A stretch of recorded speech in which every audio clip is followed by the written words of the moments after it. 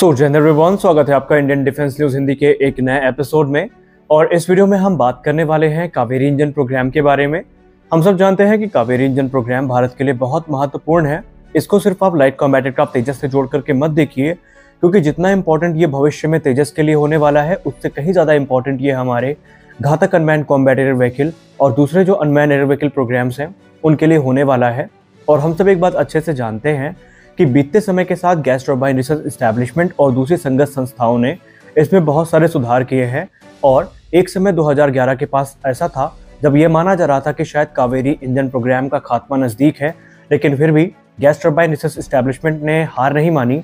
उनके अथक परिश्रम से आज कावेरी इंजन इस स्थिति पे पहुंच चुका है कि इसका इस्तेमाल हम लोग घातक unmanned combat air vehicle programme में बहुत जल्द करने वाले हैं। लेकिन जैसा कि मैंने शुरुआत में कहा, इसमें इंप्रूवमेंट्स हो रही हैं। तो इसी बीच एक बड़ी अपडेट सामने निकल के आई है कावेरी इंजन को लेकर के, जिसको आज के इस वीडियो में हम डिस्कस करेंगे।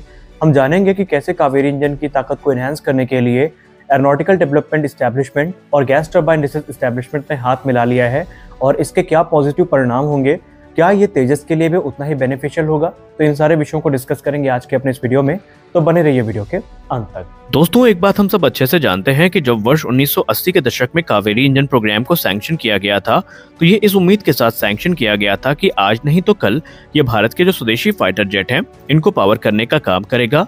हालांकि गैस टर्बाइन रिसर्च एस्टैब्लिशमेंट की जर्नी इतनी आसान नहीं रही और वर्ष 2008 में उन्हें सबसे बड़ा झटका तब लगा जब कावेरी इंजन प्रोग्राम को तेजस से ही डीलिंक कर दिया गया। ये कहा गया कि ये इंजन इतना थ्रस्ट जनरेट करने में सक्षम नहीं है कि इसका इस्तेमाल तेजस में किया जा सके, लेकिन फिर भी गैस टर्बाइन रिसर्च एस्टैब्लिशमेंट हार नहीं मानती है।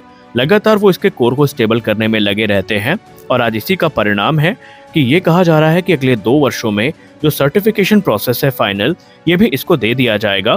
जिसका मतलब ये है कि इस प्रोसेस को पूरा करने के बाद, सर्टिफिकेशन को प्राप्त करने के बाद इसका इस्तेमाल आरपीएसए यानी घातक unmanned combat air vehicle programme में होता नजर आएगा। लेकिन इसके लिए एक कुछ बड़ा परिवर्तन भी किया जा रहा है। हिंदुस्तान एरोनॉटिक्स लिमिटेड और एरोनॉटिकल डेवलपमेंट एस्टैब्लिशमेंट ने साथ में हाथ मिलाया है, जहां पर वो इसके लिए एक अपग्रेडेड स्टार्टर को विकसित कर रहे हैं। दरअसल ये एक जेट फ्यूल स्टार्टर है और रिपोर्ट्स में कहा जा रहा है कि इस समय GTSU 110M2 जो कि एक जेट फ्यूल स्टार्टर है, इसका ही इंडिजनाइज वेरिएंट डिजाइन और डेवलप किया जाएगा हिंदुस्तान एरोनॉटिक्स लिमिटेड और एरोनॉटिकल डेवलपमेंट एस्टैब्लिशमेंट के द्वारा, जो कि कावेरी इंजन में इस्तेमाल होगा। कावेरी इंजन बेसिकली घातक unmanned combat air vehicle programme में बहुत ज़्यादा इंपॉर्टेंट है। अगर हम मौजूदा GTSU 110M2 की बात करें तो ये एक 110 किलोवाट पावर वाला टर्बोशैफ्ट इंजन है, जो कि as a jet fuel starter सर्व कर रहा है light combat aircraft Tejas programme में। इसी बीच हिंदुस्तान एरोनॉटिक्स लिमिटेड और ADE ने साथ में मिलकर के GTSU 110M2 प्रोग्राम में अभी तक जो एक्सपर्टीज प्राप्त करी है, जो अनुभव प्राप्त किए हैं, उनका ही फायदा उठा करके एक और एडवांस वेरिएंट तैयार करेंगे, जो कि विशेषतया कावेरी इंजन की यूनिक रिक्वायरमेंट को ध्यान में रख करके ऑप्टिमाइज किया जाएगा। कावेरी इंजन प्रोग्राम, जैसा कि मैंने कहा, कि घातक और तेजस दोनों के लिए काफी इंपॉर्टेंट है और एक्सपर्ट्स ये मानते हैं कि एक रिलायबल और एफिशिएंट स्टार्टर सिस्टम को इंटीग्रेट करना काफी जरूरी है, क्योंकि ये स्मूथ इंजन इग्निशन और ऑप्टिमल ऑपरेशन के लिए काफी ज्यादा इंपॉर्टेंट होता है। और ऐसे में हिंदुस्तान एरोनॉटिक्स लिमिटेड और ADE को इस बात का विशेष ध्यान रखना होगा कि ये जो क्रिटिकल नीड है उसको पूरा करने में पूर्णतया सक्षम हो। अब आइए जान लेते हैं कि ये जो नया स्टार्टर है ये अपने प्रीडिसेसर की तुलना में कितना इम्प्रूव होगा और इसके आने से क्या क्या फायदे हमें देखने को मिलेंगे।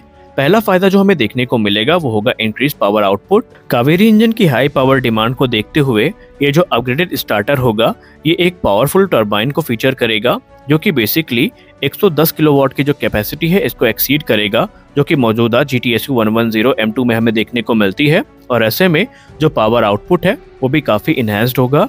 इसके अलावा इसकी जो एफिशिएंसी है वो भी काफी इम्प्रूव होने वाली है। इसे इस प्रकार से विकसित किया जाएगा कि इसका जो फ्यूल कंजम्पशन है ये काफी ऑप्टिमाइज होगा और इसका जो एमिशन है ये भी काफी ज्यादा रिड्यूस होगा और इसे घातक प्रोग्राम के लिए काफी ज्यादा सुटेबल भी माना जा रहा है। वहीं जो रिलायबिलिटी है ये भी काफी ज्यादा इनहैंस होने वाली है।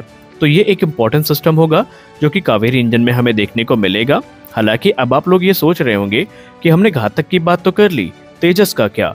दोस्तों, तेजस के लिए कावेरी इंजन का जो आफ्टर बर्नर मॉड्यूल है ये विकसित किया जा रहा है। हालांकि मौजूदा कॉन्फ़िगरेशन में अगर हम प्रैक्टिकली बात करें तो आफ्टर बर्नर लगने के बाद भी इंजन 73 से लेकर के 75 किलोन्यूटन का ही थ्रस्ट जनरेट करने में सक्षम होगा, जो कि सफिशिएंट नहीं है।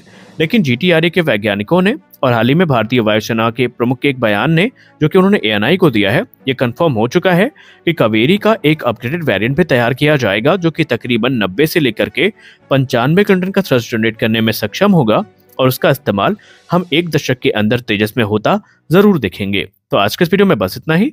आशा करते हैं ये वीडियो अच्छी लगी होगी। वीडियो अच्छी लगी तो वीडियो को लाइक करिए, नए चैनल को सब्सक्राइब करिए। मिलते हैं अगले वीडियो में, तब तक के लिए जय हिंद।